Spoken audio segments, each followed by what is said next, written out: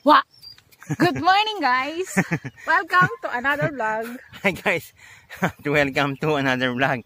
At narito po kami sa interior ng Barangay Duhatan. Sako pa rin po ng Balayan. Sako pa rin ng Balayan, siyempre. Pero ang dami po dito. tignan nyo naman ang view, ano? Kaya na-amaze kami sa view ito. Ito na, mapapakita lang namin.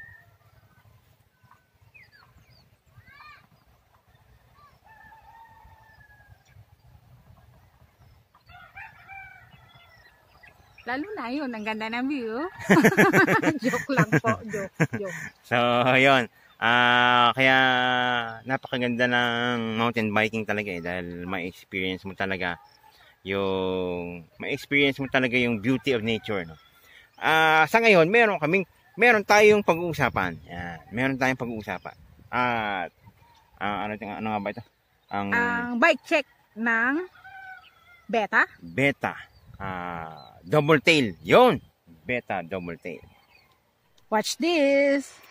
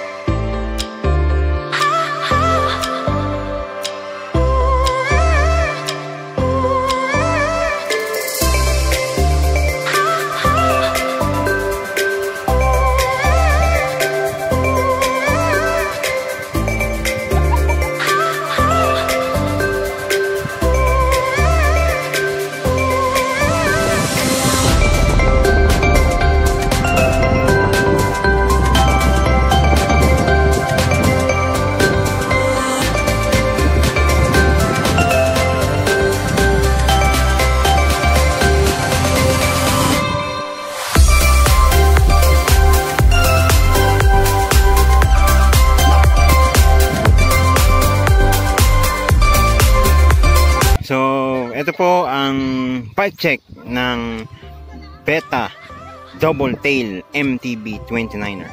So, siya po ay naka fork with lockout. Ganda ng fork niya, laki, ang haba. Na 29er nga po. At siya po, ang group set niya po ay Shimano na rin. Oh, tingnan nyo. MT200 po yata ito. Pati mga shifters niya Shimano na rin. Ang kanyang FD ay Shimano Tourney. Pati rin po ang kanyang RD. Yan. So, ilang speed kaya ito? Naka 8 speed. At hydraulics na po siya. Yan. Hydraulics po yan. Hydraulics calipers. Ayan.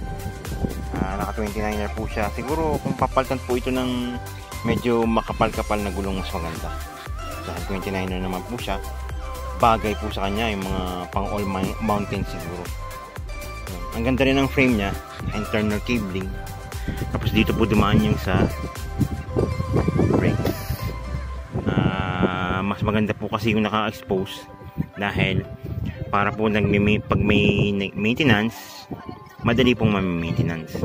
Para po siyang naka-tapered Parang naka-tapered lang pero parang may ano dito parang may adapter.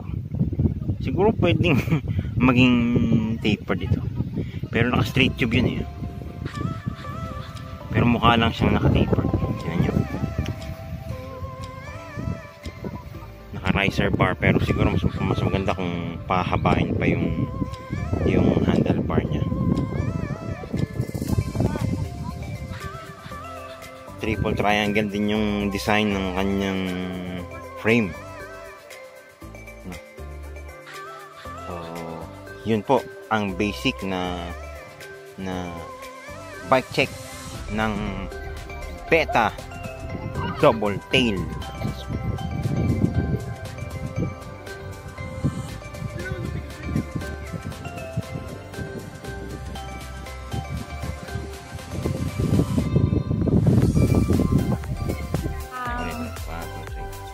So yun po ang bike check ng Beta Double Tail MTB 29er. Hanggang dito na lang po ulit. See you on our next vlog. But don't forget to subscribe, like, and share, and comment down below kung meron pa kayong idadagdag sa mga specs and information about the Beta MTB, lalo na yung double tail MTB na 29er. So maganda no? Dahil ang laki ng gulong niya, 29er. So okay, with that guys, see you on our next vlog next week. Yes. Weekly po tayong may upload. So don't forget to pray always and God bless. Bye-bye. Bye-bye guys.